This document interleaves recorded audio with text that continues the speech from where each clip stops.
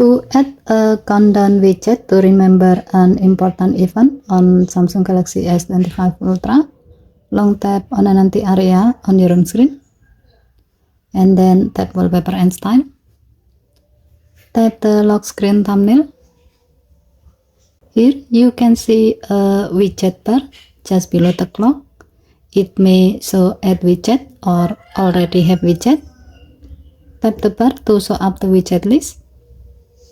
Tap calendar and then select countdown widget.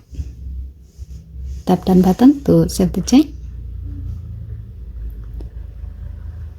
Go to your lock screen. Long tap the countdown widget. Enter your screen lock. Here you can see all saved events from the Samsung calendar. Select an event you want to track, maybe vacation, deadlines, or else. Go back again to the lock screen.